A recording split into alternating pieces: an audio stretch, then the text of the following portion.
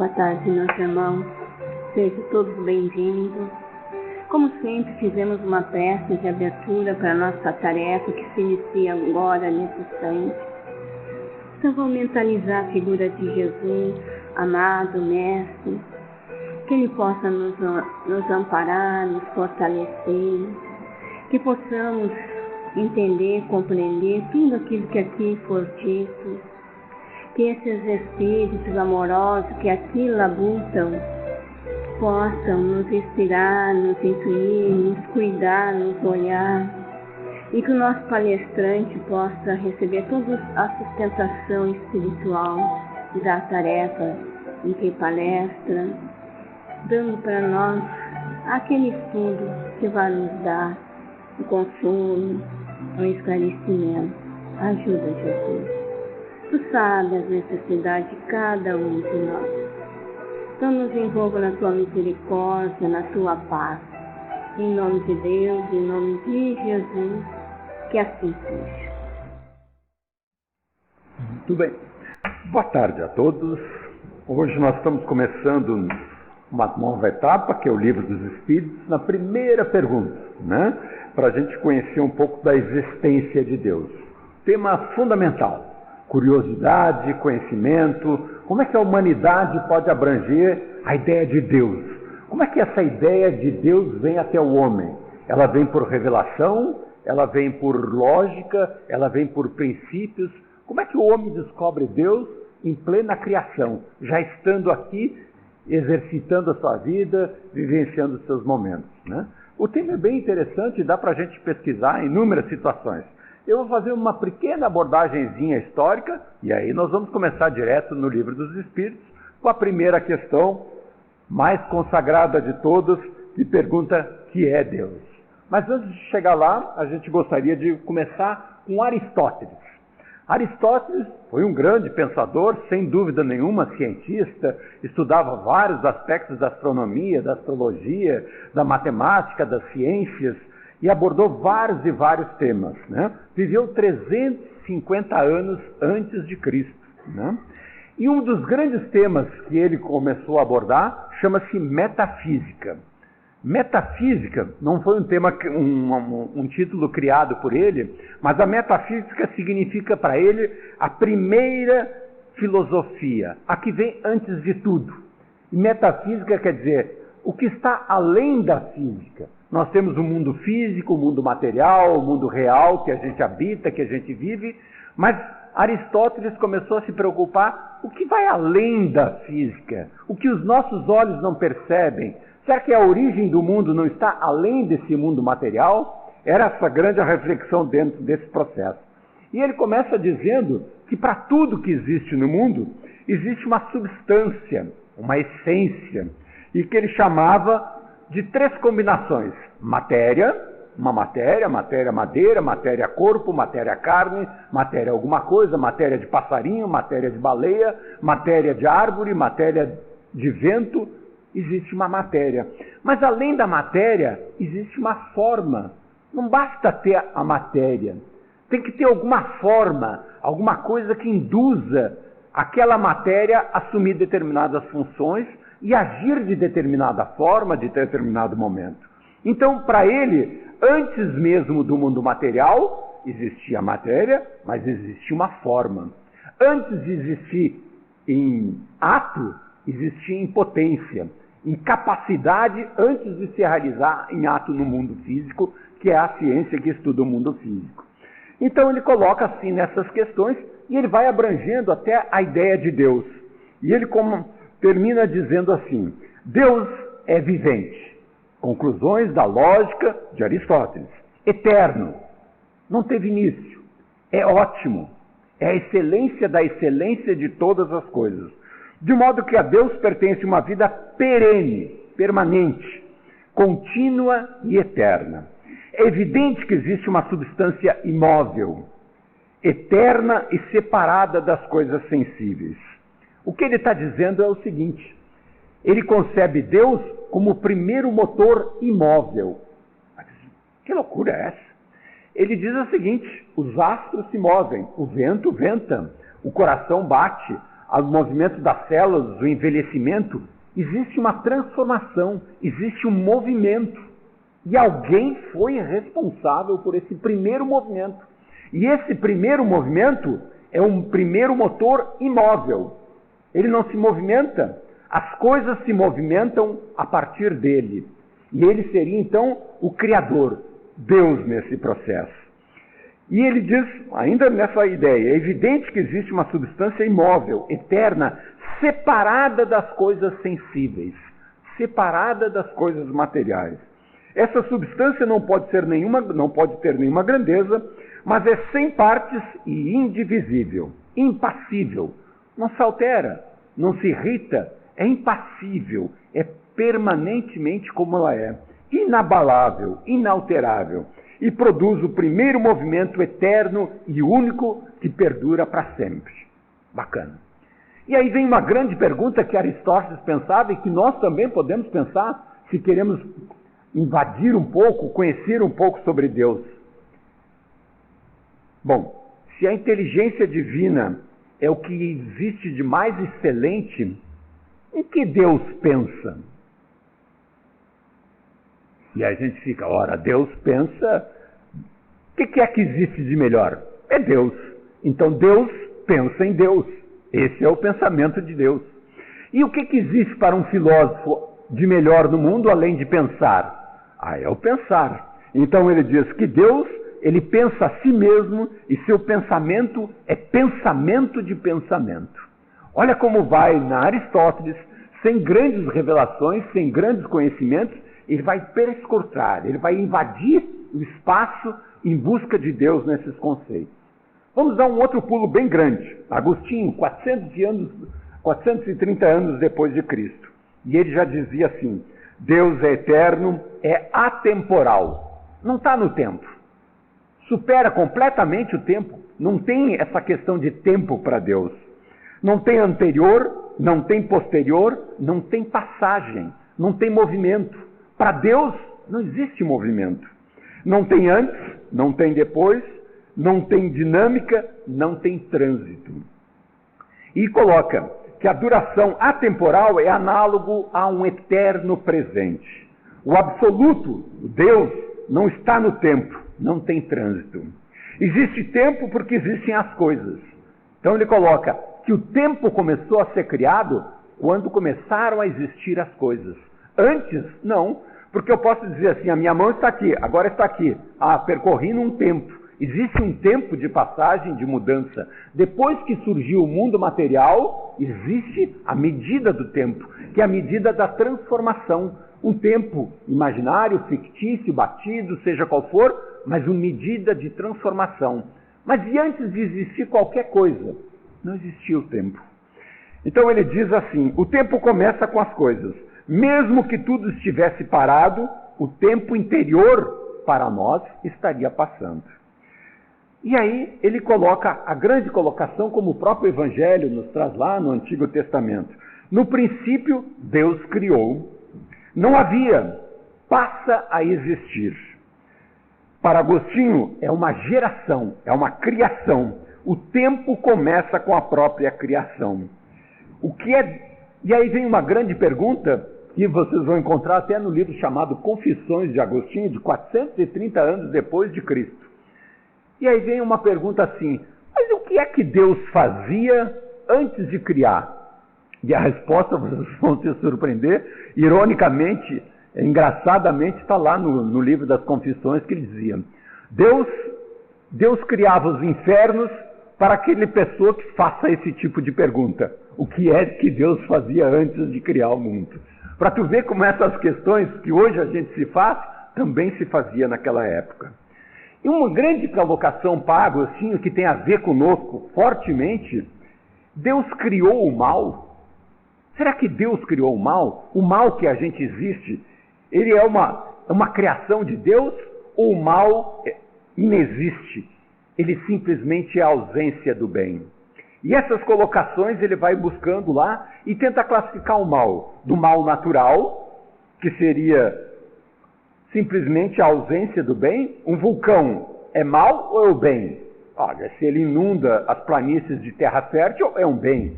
Se ele queima coisas, não é bem.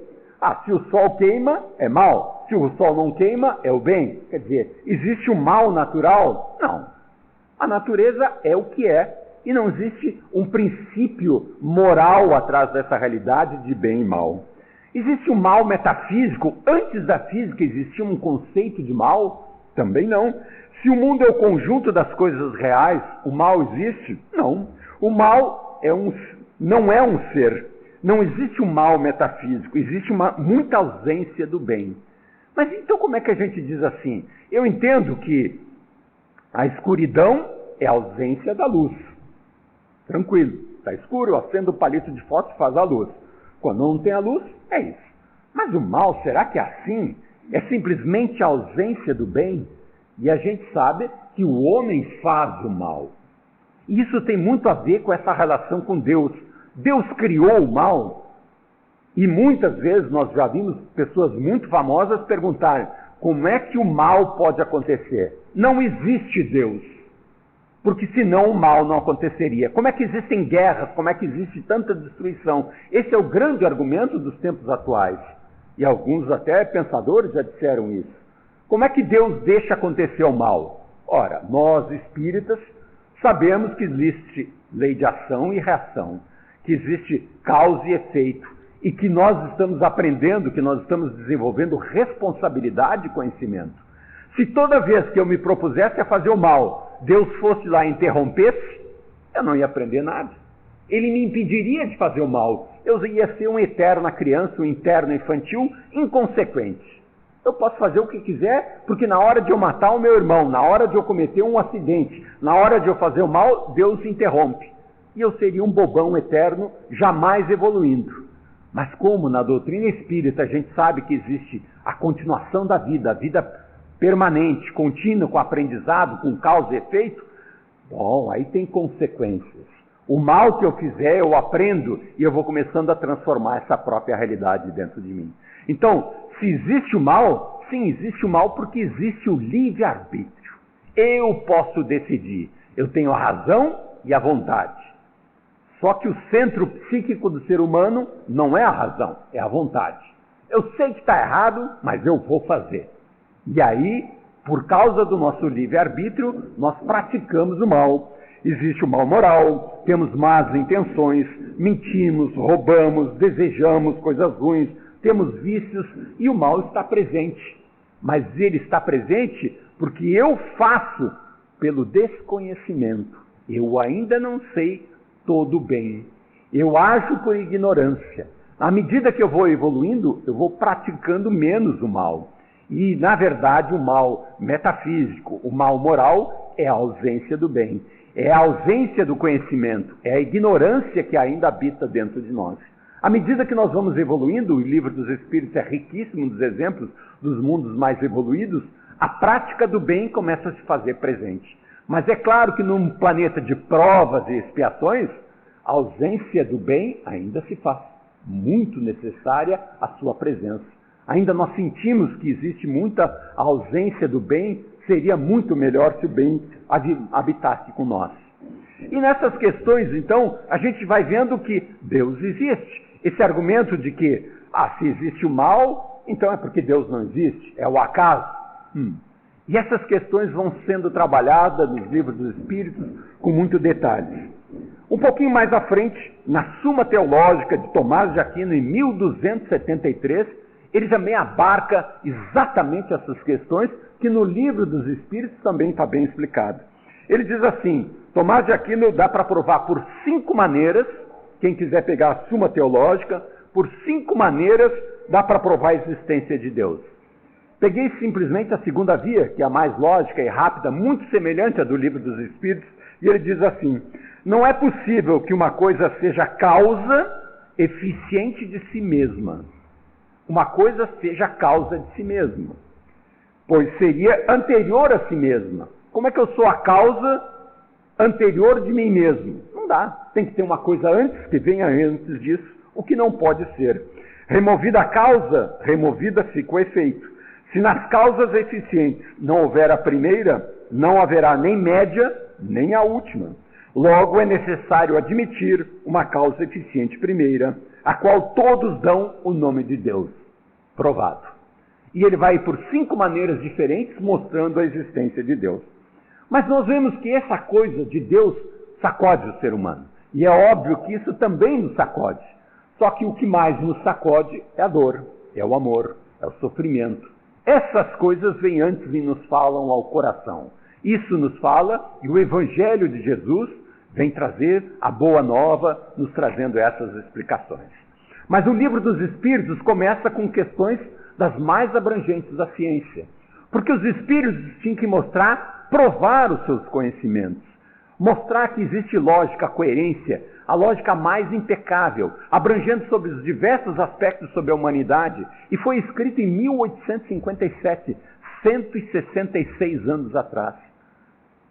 Se fosse dito bobagem, facilmente já teria caído por terra, mas não caiu. Não caiu porque a lógica é impecável. Depois do livro dos Espíritos, surgiu, sem dúvida nenhuma, o livro dos Médiuns. Além de mostrar de onde vem a origem do mundo, as questões, explicando todas essas questões filosóficas do ser humano, vem o livro dos Médiuns. Se vocês quiserem acessar os Espíritos, não é obra de uma pessoa. Todas as pessoas possuem mediunidade, todas têm acesso aos portais do conhecimento, da intuição, acesso à mediunidade e podem percorrer esses caminhos também. Não bastando isso, vem então o Evangelho segundo o Espiritismo. Ou seja, falei da lógica, mostrei o conhecimento, mostrei a estrutura e agora nós vamos falar de amor. Mas antes da identidade, da conhecimento, da lógica capaz de mostrar que os Espíritos não é a obra de um homem, não é a obra de um acaso. Tem muita coerência, reúne toda a filosofia do ser humano. E é impressionante essa questão. Se nós vamos ver, a humanidade precisa de tempo para evoluir. Na Idade Antiga, que durou praticamente 4.500 anos, 4.500 anos, a escrita do ser humano tem 4.000 anos. Antes de 4.000 anos, não se sabe. Não tinha escrita, não tinha desenhos, não tinha registros que pudessem estruturar uma lógica para nós. Então, a Idade Antiga, que vai de 4.500 anos, a ideia era que existiam muitos deuses. Existia a harmonia do cosmos.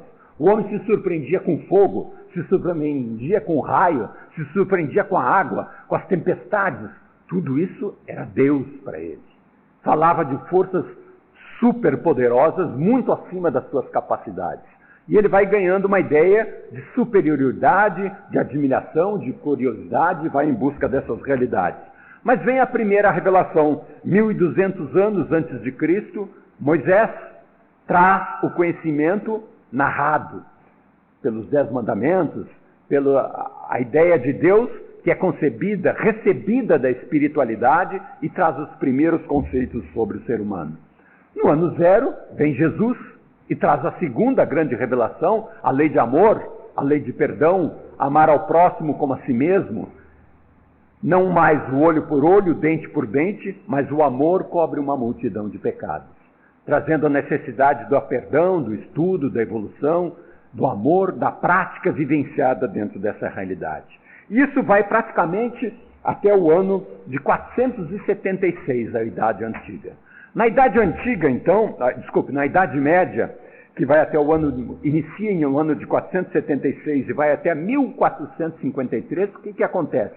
Veio Jesus, traz a doutrina, traz os ensinamentos, a humanidade vive intensamente os ensinamentos de Jesus, e aí começa a haver uma distorção. Começa a haver esse 1000 anos da Idade Média, uma cosmovisão teocêntrica, tudo centrado em Deus. Uma religião que guia todos os caminhos. E o homem começa a se fazer dono do poder através da religião. Ele começa a se apoderar da religião para se apoderar da política, para ser o dono da verdade e para mandar no mundo e transformar o mundo a seu bel prazer. Já não interessa muito as mensagens de Jesus, mas aí existem inúmeras outras passagens em que o homem mostra o seu lado violento na questão. Na Idade Moderna, de 1453 a 1789, com a queda de Bastilha, que foram praticamente 336 anos, surge o heliocentrismo. Ou seja, não é o Sol que gira ao redor da Terra, mas a Terra que gira ao redor do céu. Começa com Copérnico, começa com as descobertas, começa com a Inquisição. A Inquisição não gosta da ciência e diz que quem contraria a religião morre. Essa é a realidade. Surge a Revolução Francesa. A ciência surge como uma oposição ao grande político das religiões. E a humanidade vai se transformando. E vem surgindo então a Idade Contemporânea. Terceira revelação, 234 anos que nós estamos vivendo, onde ciência e religião se unem. Começam a se explicar e se dão as mãos e avançam. 1844, um pouquinho antes do Livro dos Espíritos, Kierkegaard, um filósofo, cria o existencialismo cristão. A vida existe, depois eu me crio. Eu primeiro nasço, não sou nada, e aí eu tenho que me construir os meus valores. Surge a ideia de existencialismo. E Sartre é o grande filósofo que ele escreve no livro O Ser e Nada, ele diz assim: a existência precede a essência. Eu primeiro sou, depois eu me transformo em alguma coisa. E no início eu não sou nada. Eu sou um ser aí, atirado no mundo. Percebe que nós saímos de uma cosmovisão, vamos para Jesus, eu me apodero politicamente da religião, tento dominar, a ciência se liberta da religião e ela começa a botar as garras de fora e ela começa então a invadir o seu espaço e ela começa a tentar dominar o mundo. E ela diz então, em 1882, um pouquinho depois do Livro dos Espíritos, na pessoa do filósofo Nietzsche, ele diz assim, no livro Gaia e Ciência, Deus está morto. Não precisamos mais de Deus. O homem se apodera da ciência e se acha poderoso. Resultado disso, 1914, Primeira Guerra Mundial, não preciso mais de Deus. 1928, domino o antibiótico, não preciso mais, agora eu já sei curar as doenças. 1939, Segunda Guerra Mundial. 1943, criação do computador. Projeto a inteligência para fora de mim. 1943, o Sartre diz, o homem é um ser aí atirado no mundo. A frase é do Heidegger, nem é do Sartre. Mas ele diz que o ser existe, depois ele se transforma. 1969, o homem pisou na Lua. 1976, a sonda pousa em Marte. E o homem vai conquistando ciência, mas continua se abandonado, perguntando ainda se Deus existe. E o mais interessante, nós vamos encontrar na Gênesis um trechinho bonito de ver assim. Ficai, portanto, certos de que, quando uma revolução social se produz na Terra, abala igualmente o mundo invisível. O que nós estamos vivendo aqui impacta o mundo espiritual, onde todas as paixões, boas e más, se exacerbam, crescem, como entre vós, indivisível efervescência, entre reinar na coletividade dos espíritos que ainda pertencem ao vosso mundo e que aguardam o momento de voltar ao seu mundo. Então, essa efervescência, pensamentos, ideias, contradições, destruindo a ciência, destruindo essa questão, acontece no plano espiritual, para espíritos que estão na mesma faixa evolutiva que nós. Sacode a eles, porque também eles pressentem o momento de retornar à vida como está aqui, como nós. E a pergunta dos livros, dos espíritos, a primeira delas é, que é Deus? Deus é a inteligência suprema, causa primária de todas as coisas. Direto, simples. Onde se pode encontrar a prova da existência de Deus? No mesmo axioma que nós já analisávamos. No axioma que aplicais às vossas ciências. Não há efeitos sem causa. Procurai a causa de tudo que não é obra do homem e a vossa razão responderá. Poder-se-á achar nas propriedades íntimas da matéria a causa primária da formação dos mundos? Ou seja, será que a matéria existia e aí a matéria foi se combinando, nascem os carros, nascem as pessoas, nascem as árvores, essa combinação aleatória virou e transformou o mundo, é assim? E os espíritos respondem. Mas então, qual seria a causa dessas primeiras matérias? É indispensável sempre uma causa primária. Antes do Big Bang, existia uma massa. Quem criou essa massa? Para ela explodir, o universo se expandir e se contrair? Alguém criou. Antes do efeito, existe uma causa. Pode o homem compreender a natureza íntima de Deus? Não. É insuficiente ainda a nossa capacidade. Eu estou desenvolvendo o cérebro, estou desenvolvendo pensamentos, a lógica. Falta para isso sentidos. Além do raciocínio, sentidos, capacidade de entender em plenitude essa realidade. Será dado o dia ao homem compreender o mistério da divindade? Os Espíritos dizem, quando não mais tiver o espírito obscurecido pela matéria, sim. Quando, pela sua perfeição, se houver aproximado de Deus, ele o verá e o compreenderá. É verdade isso. A inferioridade das faculdades do homem não lhe permite compreender a natureza íntima de Deus. Na infância da humanidade, o homem o confunde muitas vezes com a criatura. Na infância da humanidade, muitas vezes se confundem junto com a criatura. Então não existe Deus, nós somos deuses. Não, eu sou efeito, não sou causa. Mas Deus seria o conjunto de todos nós? Não, não é. O conjunto, Deus seria toda a natureza? Quem criou a natureza? Esse é Deus. A lógica não deixa escapar desse sentido. E os Espíritos vai na pergunta mais à frente. Embora não possamos compreender a natureza íntima de Deus, podemos formar a ideia de algumas das suas perfeições? De algumas, sim, os Espíritos respondem. O homem as compreende melhor à proporção que se eleva acima da matéria. Entrevês pelo pensamento. O sentimento, as emoções, ainda são impossíveis de abraçar essa percepção. Quando dizemos que Deus é eterno, infinito, imutável, imaterial, único, onipotente, soberanamente justo e bom, temos a ideia completa dos seus atributos? E os Espíritos vão analisando. Do vosso ponto de vista, sim, porque o credes abranger tudo. Mas sabei, porém, que há coisas que estão acima da inteligência do homem mais inteligente, as quais a vossa linguagem, restrita às vossas ideias e sensações, não tem como exprimir. Deus é eterno? Sim. Se tivesse tido princípio, teria saído do nada. Ou então também teria sido criado por um ser anterior. Então, ele sempre é eterno. E como nós vimos, na própria filosofia de Aristóteles, diz, ele é atemporal. O tempo começa a existir com a criação. Ele é imutável. Poxa, Deus é imutável? Deus não se muda? Mas tu fica, poxa.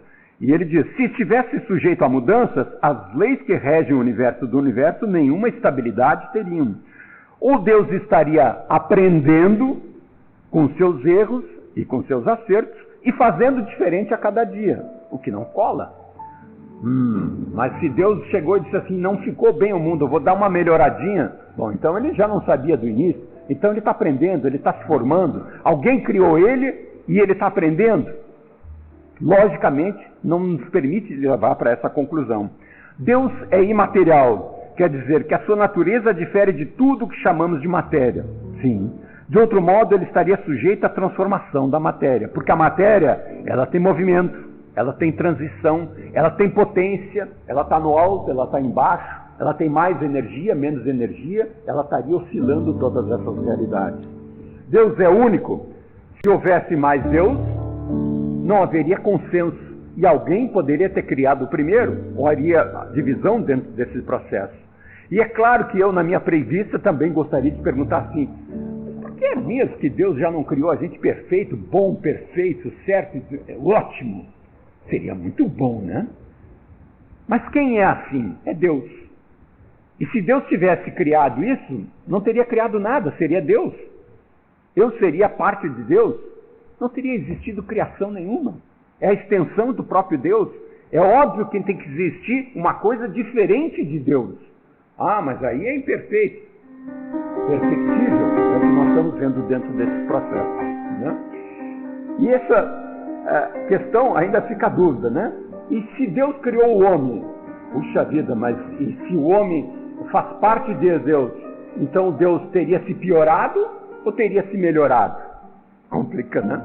Então nós vemos que Deus é soberano, é único. Não existe dois. Existe uma separação entre criatura e criador. É onipotente. Sim, possui todas as faculdades em um estado maior.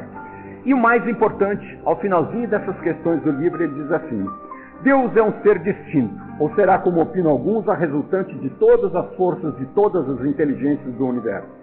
E ele diz, se fosse assim, Deus não existiria, porquanto seria efeito e não causa. Ele não pode ser ao mesmo tempo uma e outra coisa.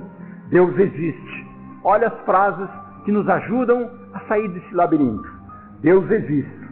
Disso não podereis duvidar e é o essencial. Crede-me, não vai além disso. Não vos percais num labirinto de onde não lograreis sair. Isso não vos tornaria melhores. Olha o senso de praticidade.